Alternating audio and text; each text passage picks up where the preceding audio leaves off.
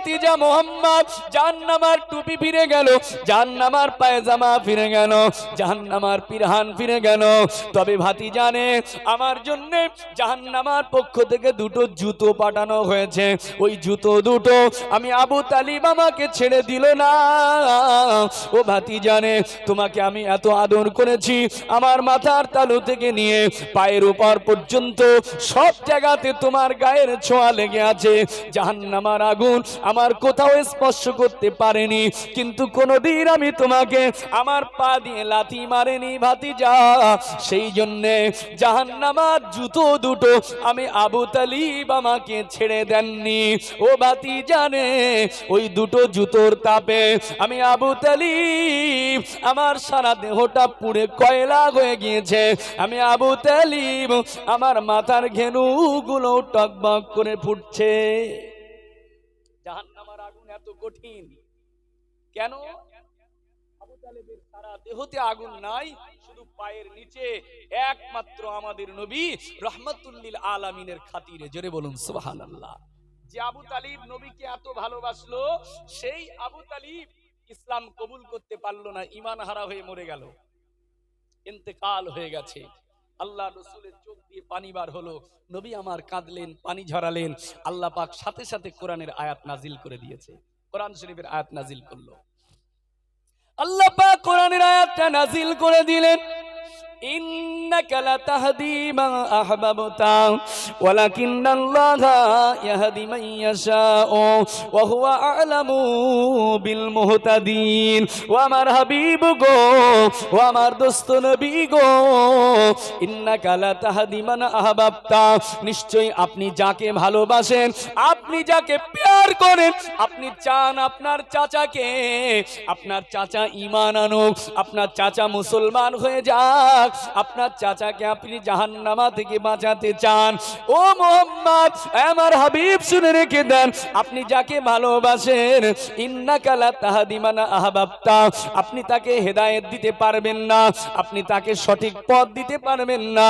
আপনি ব্যক্তিগতভাবে কাউকে ভালোবাসলেও তাকে হেদায়েত দিতে পারবে না, বরং আমি আল্লাহ স্বয়ং আমি জানিয়ে দিলাম, ওয়ালাকিন্নাল্লাহা ইয়াহদি মান ইয়াশা, বরং আল্লাহ পাক তিনি যাকে চান তিনি হেদায়েত পান। জোরে বলুন সুবহানাল্লাহ। আমি আল্লাহ জানি, ওয়া হুয়া আ'লামু বিল মুহতাদিন, আমি আল্লাহ ভালো করে জানি কে হেদায়েত পাওয়ার যোগ্য, কে হেদায়েত পাবে এটা আল্লাহ ভালো করে জানেন। আল্লাহ বলেন, হাবিব আপনি চাইলে হেদায়েত দিতে পারবেন না। হুজুররা, বক্তারা যতই ওয়াজ করুক আর যতই বলুক, হেদায়েতের মালিক কে? আল্লাহ। আমরা কি হেদায়েত দিতে পারবো? কোন বক্তা দিতে পারবে না, কেউ হেদায়েত দিতে পারবে না। হেদায়েত যিনি দেন তিনি হলেন আল্লাহ। তবে দ্বীনের প্রচারকে ক্ষান্ত করা যাবে না। যে দায়িত্ব আল্লাহ ওলামাদের কাছে দিয়েছে, তাদের সে দায়িত্বটা পালন করতে হবে। হেদায়েত দেবে যিনি, তিনি হলেন আল্লাহ। হেদায়েতের আশা রাখুন।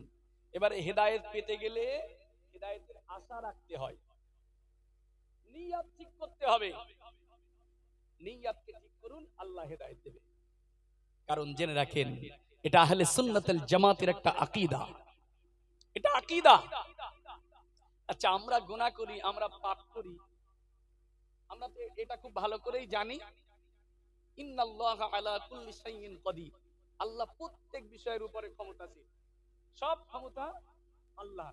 আল্লাহর ইশারা ছাড়া একটা গাছের পাতাও নড়ে, এটা সবাই আমরা জানি। আচ্ছা বলেন, তাহলে আল্লাহর ইশারা ছাড়া যদি একটা গাছের পাতাও না নড়ে, আমরা যখন গুনাহ করি, পাপ করি, এটাও আল্লাহর ইচ্ছায় হয়তো নাকি? এটাও আল্লাহর ইচ্ছায় তো। এই জায়গাটা কিন্তু একটু জটিল ব্যাপার আছে। আল্লাহর হুকুমে কিছু, আল্লাহর হুকুম ছাড়া কিছুই হয় না, আল্লাহর ক্ষমতা ছাড়া কিছুই হয় না।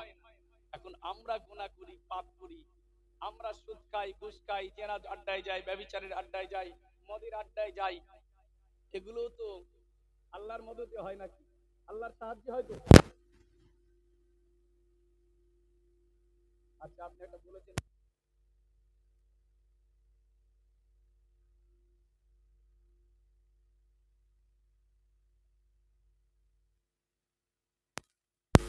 আমরা যে কাজটা করছি এই কাজটার শক্তিটা কে দিয়েছে? আল্লাহ তো নাকি? আল্লাহ শক্তি না দিলে যেতে পারতাম গুনাহ করতে? পারতাম না। তাহলে যদি আল্লাহর ক্ষমতায়, আল্লাহর শক্তিতেই, আল্লাহর ইচ্ছাতেই যদি আমরা গুনাহ করি, তাহলে আমাদের কি আল্লাহ শাস্তি দিতে পারবে? পারবে? কেন? আল্লাহর ইচ্ছায় যদি গুনাহ করি তাহলে আল্লাহ শাস্তি দেবে। এই জায়গায় একটা আহলে সুন্নাত ওয়াল জামাতের সূক্ষ্ম বিচার আছে, সেটা হচ্ছে আমার আল্লাহ পাক সমস্ত ক্ষমতার মালিক, সমস্ত ক্ষমতা আল্লাহর পক্ষ থেকে, কিন্তু আল্লাহ পাক বান্দাকে, আমাদেরকে আল্লাহ স্বতন্ত্র একটা ক্ষমতা দিয়েছে, সেটা হচ্ছে কুওয়াতে ইরাদা, ইচ্ছা শক্তি। কুওয়াতে ইরাদা, ইচ্ছা শক্তিটা আল্লাহ আমাদের কাছে দিয়ে দিয়েছে। বান্দা, তোকে কুওয়াতে ইরাদা দিলাম, যা যেটা করার ইচ্ছা করবি আমি আল্লাহ সেটা করার ক্ষমতা। তুই যেটা করতে চাইবি সেটা করতে দেবো। তুই মদ খেতে যাবি, মদ খাওয়ার নিয়ত করেছিস, মদ খাবো, ওই পর্যন্ত যাওয়ার ক্ষমতা আমি আল্লাহ দেবো। তুই জেনা করার ইচ্ছা করেছিস, ওখানে যাওয়ার ক্ষমতাটা আমি দেব। দোষটা পুরোটাই তোর। তুই মসজিদে যাওয়ার জন্য নিয়ত করেছিস, নামাজ পড়তে মসজিদে যাওয়ার ক্ষমতা দেব আমি আল্লাহ। জোরে বলুন সুবহানাল্লাহ। তুই আজকে জলসায় যাওয়ার নিয়ত করেছিস, জলসা পর্যন্ত আসার ক্ষমতাটা দেব আমি আল্লাহ। বান্দা, আমার উপরে কোনো দোষ নাই, তুই যেটা করতে চেয়েছিস আমি তোকে সেটাই করতে দিয়েছি। এরপরে তাকদীরের আরেকটা পার্ট আছে, তাকদীরের আরেকটা ব্যাখ্যা আছে, আমি ওই লাইনে যাব না। মূলত আমরা গুনাহ করি, আমাদের কারণেই আমরা গুনাহ করি, এর জন্য আল্লাহ দোষী নয়। প্রিয় মুসলমান, তাই নিয়ত ঠিক করতে হবে। যারাই আজকে নিয়ত ঠিক করে এখানে আসবে, আল্লাহ তাদেরকে হেদায়েত দেবে। হেদায়েত কে পাবে, আসলে হেদায়েত কে চায়, সেটা আমার আল্লাহ জানে। একবার মুহাব্বতে দুরূদ শরীফ আল্লাহুম্মা সাল্লি আলা সাইয়্যিদিনা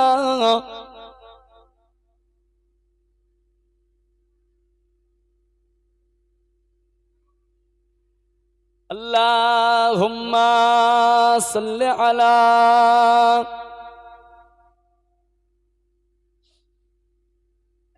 ওয়া আলা আলি সাইয়্যিদিনা।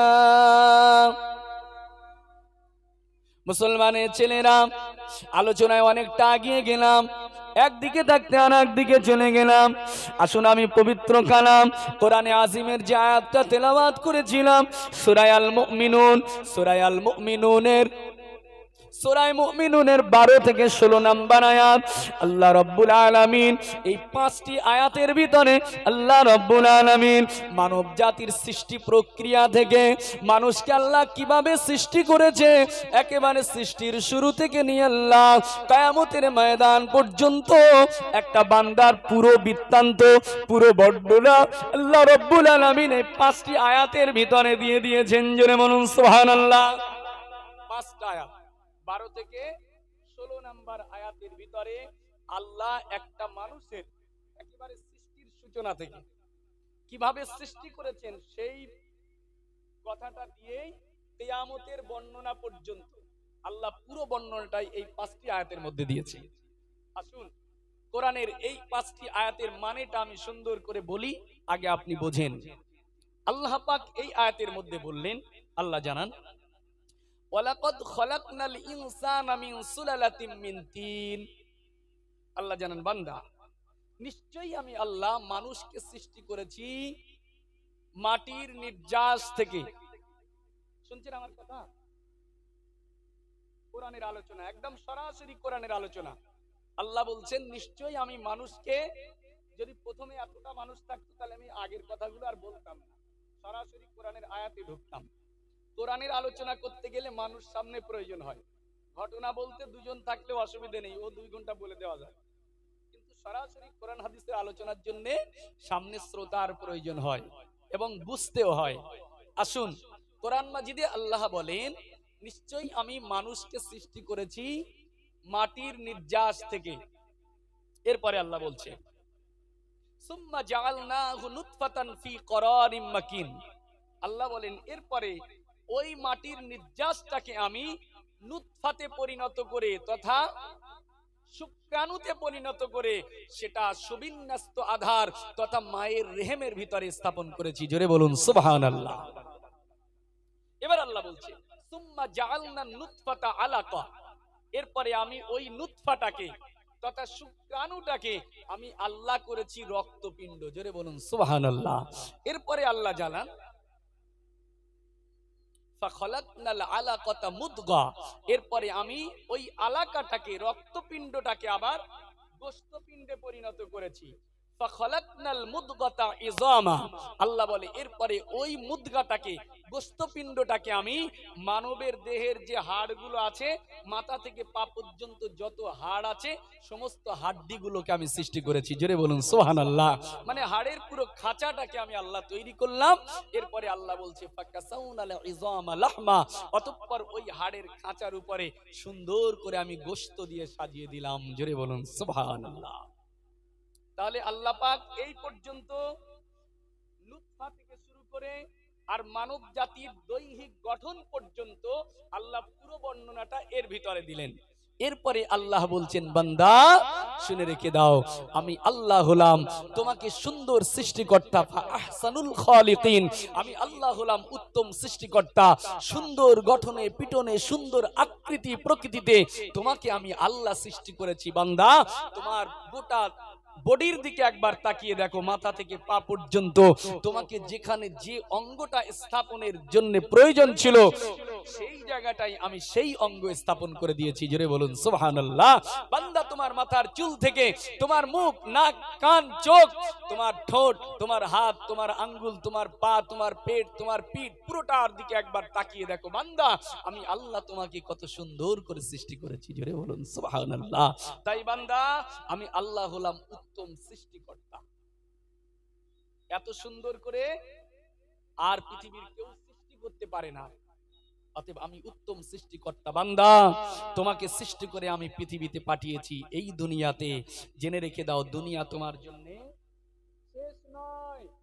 এই দুনিয়া তোমাকে ছাড়তে হবে, দুনিয়া ছেড়ে তোমাকে বিদায় নিতে হবে। বান্দা দুনিয়া তোমার শেষ নয়, জেনে রেখে দাও আমি আল্লাহ জানিয়ে দিলাম সুম্মা ইন্নাকুম বাদা যালিকা লামাইতুন, এই দুনিয়ায় নির্দিষ্ট কিছু কাল থাকার পরে তোমাকে মৃত্যুবরণ করতে হবে। সুম্মা ইন্নাকুম ইয়াউমাল কিয়ামাতি তুবআসুন, এরপরে অবশ্যই মৃত্যুর পরে মৃত্যু হয়েও শেষ নয়, মৃত্যুর পরে তোমাকে কবরে কিছুদিন থাকতে হবে, কবরে কিছুকাল কাটিয়ে আবার তোমাকে বিচারের জন্য আমি আল্লাহ কিয়ামতের ময়দানে আমার সামনে তোমাকে দাঁড়াতে হবে। জোরে বলুন সুবহানাল্লাহ। তাহলে মানবের জন্ম থেকে আর মৃত্যু পর্যন্ত কিয়ামত পর্যন্ত পুরো বর্ণনা আল্লাহ এই আয়াতের মধ্যে দিয়ে দিলেন। আসুন তাহলে এতটা ব্যাখ্যা আমি করতে পারবো না। সৃষ্টির ব্যাখ্যা, তারপরে সৃষ্টির শেষ, দুনিয়া, কবর, পুরো ব্যাখ্যা আমার দেওয়া সম্ভব নয়। এই আলোচনাটা পুরো একটা 4 ঘন্টার আলোচনা।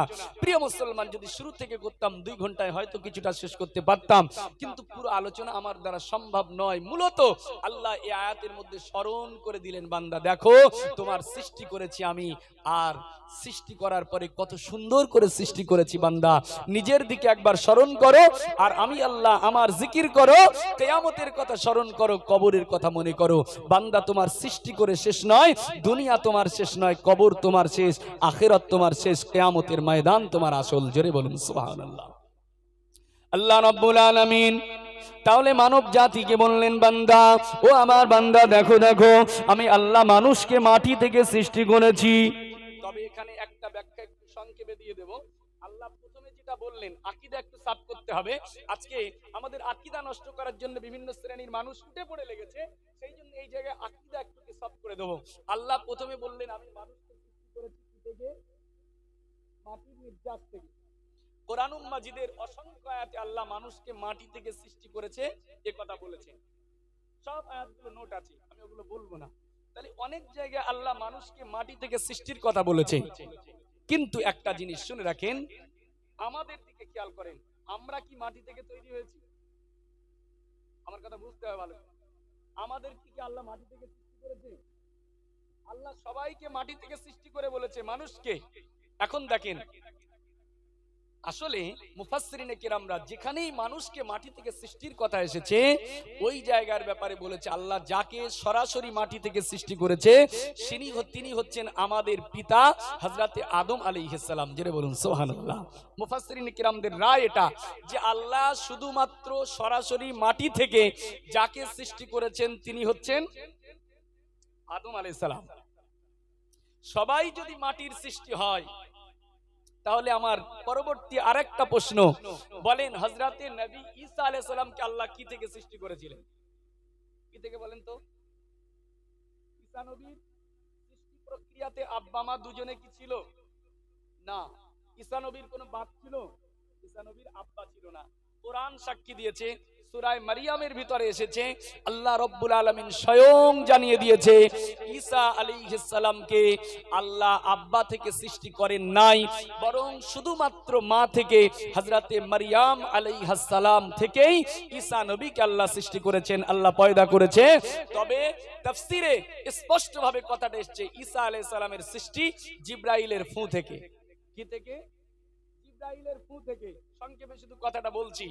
আর আদম আলাইহিস সালামকে আল্লাহ সরাসরি মাটি থেকে তৈরি করলো, ঈসা নবীকে আল্লাহ জিবরাইলের ফু থেকে সৃষ্টি করলো। হাওয়া আলাইহিস সালামকে আল্লাহ কি থেকে সৃষ্টি করেছে? আমাদের মা আম্মা হাওয়াকে আল্লাহ কি থেকে সৃষ্টি করেছে?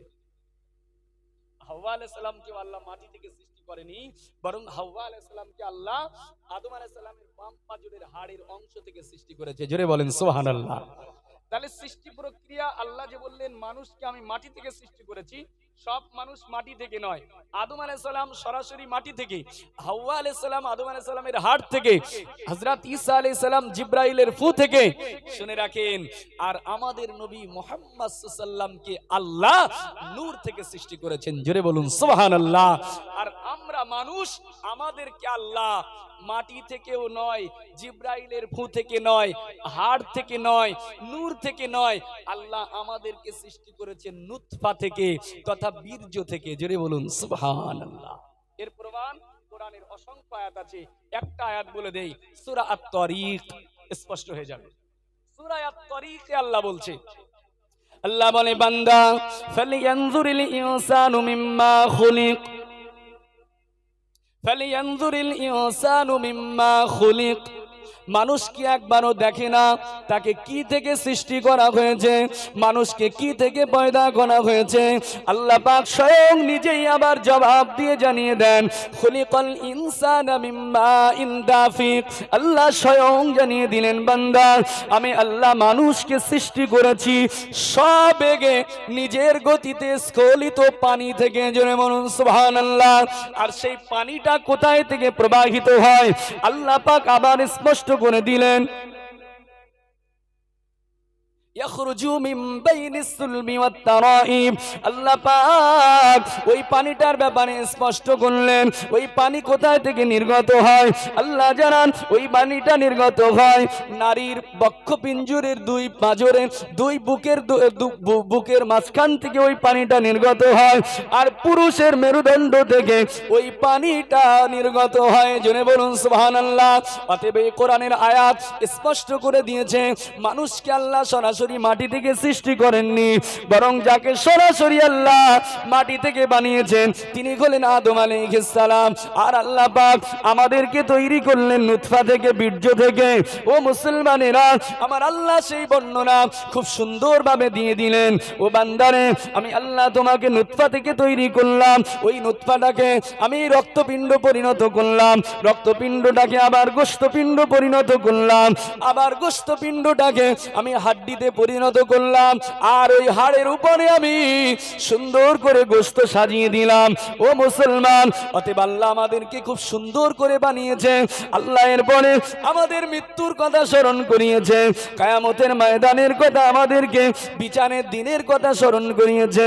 আবার কোরআন মাজিদে ঠিক একই আয়াতের মতো, এই আয়াতের মতোই কথা আল্লাহ অন্য জায়গায় বলেন কাইফা তাকফুরুনা বিল্লাহি ওয়া কুনতুম আমওয়াত ফাআহইয়াকুম সুম্মা ইউমীতুকুম সুম্মা ইউহয়ীকুম সুম্মা ইলাইহি তুরজাউন। ঠিক একই কথাই আল্লাহ জানিয়ে দিলেন, ও বান্দা, কিভাবে তোমরা আমি আল্লাহ আমার অস্বীকার করো। কাইফা তাকফুরুনা বিল্লাহ, কিভাবে তোমরা আল্লাহকে অস্বীকার করো। ও বান্দা শোনো শোনো, আমি আল্লাহ জানিয়ে দিলাম, কুনতুম আমওয়াতা, তোমরা তো মৃত ছিলে, তোমরা ছিলে মৃত, আমি তোমাদেরকে জীবন দিয়েছি। বান্দা শোনো, এরপরে তোমাদের আবার মৃত্যু হবে, মৃত্যু দেব। মৃত্যু তোমাদের শেষ ঠিকানা নয়, আবার তোমাদেরকে মৃত্যুর পরে আমি আল্লাহ আমার কাছে বিচারের জন্য কিয়ামতের ময়দানে তোমাদেরকে হাজির হতে হবে। জোরে বলুন সুবহানাল্লাহ। অতএব আমাদের শুধু সৃষ্টিটা শেষ নয়, দুনিয়াটা শেষ নয়, কবর শেষ নয়, একেবারে শেষ যেটা সেটা হচ্ছে আখিরাত। জোরে বলুন সুবহানাল্লাহ। মুমিনের জন্য আলোচ্য বিষয় হচ্ছে আখিরাত। মুমিন স্মরণ করবে আখিরাতটাই। তো মুমিনের জন্য দুনিয়া শেষ নয়, দুনিয়া একদিন ফানা হবে। আলামে আরওয়াতে আমরা ছিলাম, শেষ হয়ে গেছে। দুনিয়াতে এসেছি, দুনিয়া শেষ হবে, আবার আমাদের মৃত্যু হবে, কবরে যাব, কবরও আমাদের শেষ নয়। কবর শেষ ঘাঁটি, কবর আমাদের শেষ ঘাঁটি নয়, কবর একদিন ধ্বংস হবে। আমাদেরকে শেষ যে ঘাঁটি সেটা হচ্ছে কিয়ামতের ময়দান, আল্লাহ পাকের সামনে বিচারের জন্য আমাদেরকে দাঁড়াতে হবে। জোরে বলুন সুবহানাল্লাহ। মুমিন বান্দা বেশি স্মরণ করবে আখিরাতকে। দুনিয়াটা মুমিনের জন্য কখনোই আসল নয়। মুমিন, আমরা দুনিয়াটাকে অনেক কিছু মনে করি, কিন্তু মুমিনের জন্য দুনিয়ার কোনো দাম নাই। মুমিনের জন্য আসল হলো আখিরাত। এই দুনিয়া, যে দুনিয়াতে আল্লাহ আমাদেরকে পাঠিয়েছে, এই দুনিয়াটাকে আমরা অনেক দাম দেই, এই দুনিয়াটাকে আমরা অনেক মায়া করি। এই দুনিয়ার মোহে পড়ে আমরা কতই না খারাপ কাজ করছি, কিন্তু জেনে রেখে দেন, মুমিনের জন্য সবকিছু নশ্বর, একটাই হচ্ছে অবিনশ্বর, সেটা হচ্ছে আখিরাত। মুমিন দুনিয়াকে নিয়ে বেশি ভাববে না। এই দুনিয়া, যে দুনিয়াটাকে আমরা অনেক দাম দিচ্ছি, এই দুনিয়ার মর্যাদা মুমিনের কাছে কতটা, মুমিন এই দুনিয়াটাকে কতটা দাম দেবে, মুমিন এই দুনিয়াটাকে কতটা মর্যাদা দেবে, জেনে রাখবেন, দুনিয়া আমাদের জন্য আসল নয়, আমাদের জন্য আসল আখিরাত। আল্লাহ জানিয়ে দিয়েছেন, ওয়ালাল আখিরাতু খায়রুল লাকা মিনাল উলা, তোমার জন্য দুনিয়া অপেক্ষা আখিরাতটাই ভালো। তো সেই দুনিয়া, যে দুনিয়া অপেক্ষা আখিরাত ভালো, সেই আখিরাতটা দুনিয়ার থেকে কতটা ভালো, আমরা আখিরাতের তুলনায় দুনিয়াটাকে কতটা দাম দেব। আল্লাহ রাসূল হাদিস শরীফের মধ্যে একটা উদাহরণ দিয়েছে। রাসূলুল্লাহ বলছেন, রাসূলুল্লাহ বলেন যে মুমিন দুনিয়াকে কতটা দাম দেবে, মুমিন দুনিয়ার কতটা দাম দেবে। আসুন, বিরাট মহাসমুদ্র আমরা দেখেছি, তো সমুদ্র দেখেছি, সমুদ্রের বিরাট পানি আছে, সবাই আমরা দেখিনি, ঠিক আছে। তো দুনিয়া বিরাট, সমুদ্র বিরাট মহাসমুদ্র, সেই সমুদ্রের ভিতরে যদি আমাদের কেউ আঙুলটা বুড়িয়ে দেয়, আঙুল, বিরাট মহাসমুদ্রের পানিতে যদি আঙুল বুড়িয়ে দেই, আচ্ছা এই আঙুলটা বার করার পরে আঙুলে কতটা পানি আসবে, কতটা পানি আসবে আঙুলে? 2-4 ফোঁটা পানি আসবে। আচ্ছা বলেন, আপনার যে বিরাট মহাসমুদ্রের মধ্যে আঙুল বোড়ালেন, ওই আঙুলটা বার করে যে কয় ফোঁটা আপনার হাতে পানি এসেছে, এই পানিটার মূল্য সমুদ্রের কাছে কতটা? আমার আঙুলের সমুদ্র থেকে যে পানিটা এসেছে, এই পানিটার মূল্য সমুদ্রের কাছে কতটা? কোন মূল্য আছে সমুদ্রের কাছে? সমুদ্র থেকে হাজার হাজার পাম্প লাগিয়ে যদি পানি তোলেন, সমুদ্রের কোনো ক্ষতি হবে? কোনো ক্ষতি হয় না। তো নবীজি ঠিক এই উদাহরণটা দিচ্ছে উম্মাহ। সুনান ইবনে মাজাহ কিতাবুজ জুহুদের ভিতরে এসেছে, ও ভাইজানেরা, আল্লাহ নবী বলেন, আমরা যে দুনিয়াকে এত দাম দিই, যে দুনিয়াকে আমরা এত ভালোবাসি, আল্লাহ রাসূল আমার জানান, ও আমার মুমিন উম্মতেরা, শোনো শোনো, ওই দুনিয়াকে তোমরা আখিরাতের তুলনায় কতটা দাম দেবে রে উম্মত। আমি রাসূলুল্লাহ জানিয়ে দিলাম, মা মাসালু দুনিয়া ফিল আখিরা, আখিরাতের সঙ্গে দুনিয়ার কোনো তুলনাই হয় না, আখিরাতের সঙ্গে দুনিয়ার কোনো কম কম্পেয়ার করা যায় না, তবে এতটা তুলনা করা যায়, ইল্লা মাসালু মা ইয়াজালু ইসবাহু ফিল ইয়াম্মি ফালইয়ানজুরু বিমা ইয়ারজি। ও আমার উম্মত, দুনিয়াকে তুমি কতটাই দাম দিতে পারো, তোমাদের কেউ যদি ওই মহাসমুদ্রের ভিতরে তার আঙুলটাকে বুড়িয়ে দেয়, এরপরে আঙুলটা বার করে দেখুক তার আঙুলের মাথায় কতটা পানি এসেছে। ও আমার উম্মত, ওই মহাসমুদ্র থেকে আঙুলের মাথায় যে কয় ফোঁটা পানি এসেছে, এই পানিটার যেমন সমুদ্রের কাছে কোনো মূল্য নাই, উম্মত শুনে রেখে দাও, অনুরূপ ভাবে মুমিনের কাছে আখিরাতের তুলনায় দুনিয়ারও কোনো মূল্য নাই। জোরে বলুন সুবহানাল্লাহ। অতএব দুনিয়ার মূল্য মুমিনের কাছে একেবারে কিছুই না হওয়া উচিত। ও ভাইজানেরা, এই দুনিয়া, যে দুনিয়াকে আল্লাহ অতীব সুন্দর করে সাজিয়েছে, এই দুনিয়া বড় আকর্ষণীয় করেছে, দুনিয়াকে ভয় করতে হবে। সহিহ মুসলিমের মধ্যে হাদিসটি এসেছে, আল্লাহ নবী আমার জানান, আল্লাহ রাসূল আমার বলেন, আদ-দুনিয়া হালওয়াতুন খাদিরা ইন্নাল্লাহা মুস্তাখলিফাকুম ফীহি ফায়ানজুরু কাইফা তা'মালুন ফাত্তাকুদ দুনিয়া ওয়া ইত্তাকুন নিসা। ও মুসলমানেরা আমার, আল্লাহ নবী আমার দুনিয়ার ব্যাপারে সাবধান করে দিয়েছে। মুসলিম শরীফের হাদিস, নবী আমার বলেন, আল্লাহ তাআলা এই দুনিয়াটাকে, এই পৃথিবীটাকে অতীব সুন্দর করে, লোভনীয়, মোহনীয় করে, অত্যন্ত আকর্ষণীয় করে, সবুজ সমারোহে আল্লাহ ভরপুর করে দিয়েছে পৃথিবীটাকে। আল্লাহ নবী আমার জানান, ইন্নাল্লাহা মুস্তাখলিফাকুম ফীহি ফায়ানজুরু কাইফা তা'মালুন। ও আমার উম্মতেরা, আল্লাহ পাক এই দুনিয়াটাকে সুন্দর করে সাজিয়ে, সবুজ সমারোহে ভরপুর করে, লোভনীয়, মোহনীয়, আকর্ষণীয় জিনিস দিয়ে আল্লাহ পৃথিবীটাকে সাজিয়ে তোমাদেরকে এই পৃথিবীতে পাঠিয়েছে। ও আমার উম্মত, তোমাদেরকে আল্লাহ পরীক্ষা করতে চায়, আল্লাহ দেখতে চায়, বান্দা তোমরা দুনিয়াতে গিয়ে কি আমল করো, দুনিয়াতে গিয়ে তোমরা কি কাজ করো। বান্দা, আল্লাহ সুন্দর করে পৃথিবী তৈরি করে পৃথিবীতে পাঠিয়ে আল্লাহ দেখতে চায় তোমরা দুনিয়াতে কি করো।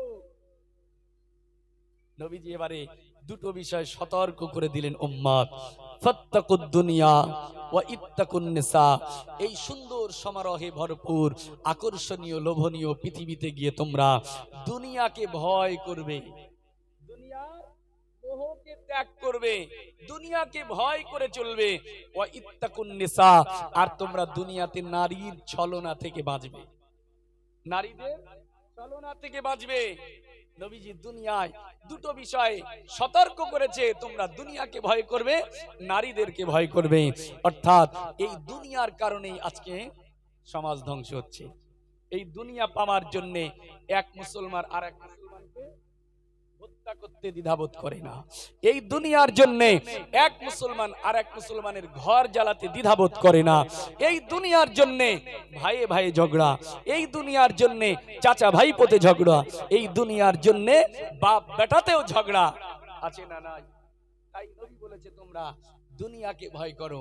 দুনিয়ার জন্য আমভাবে সবাই ধ্বংস হচ্ছে, আর নারীদের কারণে যুবক সমাজ, নারীদের ছলনায় পড়ে যুবক সমাজ ধ্বংস হচ্ছে। রাসূলুল্লাহ বলেন, তোমরা দুনিয়াকে ভয় করো, নারীদের ছলনা থেকে বাঁচো। মুসলমানের ছেলেরা, দুনিয়া ছেড়ে চলে যেতে হবে, দুনিয়ায় বেশি দিন থাকা হবে না, এরপরে কবরে চলে যাব। কবরও আমাদের শেষ নয়। মৃত্যু কখন হবে আমরা জানি না, কখন আমাদের মৃত্যু গ্রাস করবে জানি না। এই মৃত্যু হয়ে যাওয়ার পরে আমরা কবরে চলে যাব। কবরও আমাদের জন্য শেষ ঘাঁটি নয়। ও মুসলমানেরা আমার, ও নওজোয়ান তরুণেরা, ওই কবরের চিন্তাও আমাদের সকলকে করতে হবে, কবরের ভয় আমাদের সকলকে করতে হবে। তবে কবরও শেষ ঘাঁটি নয়। কবরে একদিন নির্দিষ্ট সময় পর্যন্ত থাকার পরে কিয়ামত যে দিনে হবে, কিয়ামতের ময়দানে বিচারের জন্য আল্লাহ রব্বুল আলামিনের সামনে আমাদের সকলকেই দাঁড়াতে হবে, আল্লাহর সামনে হাজির হতে হবে। ও মুসলমানেরা, ওই কিয়ামতের ময়দান বড় কঠিন জায়গা। দুনিয়ায় আপনার পাশে সাহায্যকারী ছিল, আব্বা সাহায্য করেছে, মা সাহায্য করেছে, বা আপনার ভাই বোন সাহায্য করেছে, পাড়া প্রতিবেশী সাহায্য করেছে, কিয়ামতের ময়দানে কেউ আপনার সাহায্যকারী হবে না। কিয়ামতের ময়দানে কঠিন বিচারের দিনে, যেদিনে আকাশের সূর্যটা একেবারে মাথার উপরে চলে আসবে, সূর্যের তাপে মাথার ঘেনুগুলো টকবক টকবক টকবক করে ফুটবে, আকাশের সূর্যের 12টা মুখকে খুলে দেওয়া হবে, সূর্য একেবারে মাথার উপরে আসবে, সূর্যের তাপ সেদিন সহ্য করা যাবে না। ও মুসলমানেরা, ওই কঠিন দিনেতে যেদিনে আকাশের সূর্য মাথায় আসবে, ওই দিনে আপনার সাহায্যকারী কেউ থাকবে না। আপনার আব্বা পায়ে দিয়ে চলে যাবে, আপনাকে চিনতে পারবে না। আপনার মা চলে যাবে, আপনাকে চিনবে না। আপনার ভাই ভগ্নী চলে যাবে, আপনাকে ভাই বলে একবারও দাঁড়াবে না। আপনার বন্ধু বান্ধব চলে যাবে, আপনাকে একবার তাকিয়ে দেখবে না। ও মুসলমানেরা, ওই কঠিন দিনে ময়দানে মাশারে, কঠিন বিচারের দিনে, যেদিনে আকাশের সূর্য একেবারে মাথার উপরে আসবে, মানুষের একটু ছায়ার জন্য ব্যতিব্যস্ত হয়ে পড়বে, ওই দিনেতে একমাত্র আল্লাহ পাকের আরশে আজিমের ছায়া ছাড়া আর কোনো ছায়া সেদিনে থাকবে না। ওই কঠিন দিনেতে মানুষেরা পিপাসায় কাতর হয়ে পানি পানি করে চিৎকার করতে থাকবে, পানি পানির জন্য চিৎকার করবে।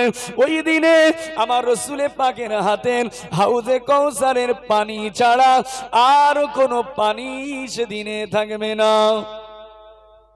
আরশে আজিমের ছায়া, আমার নবীর কাছের হাউজে কৌসারের পানি, এই দুটো ছাড়া আর কিছুই নাই।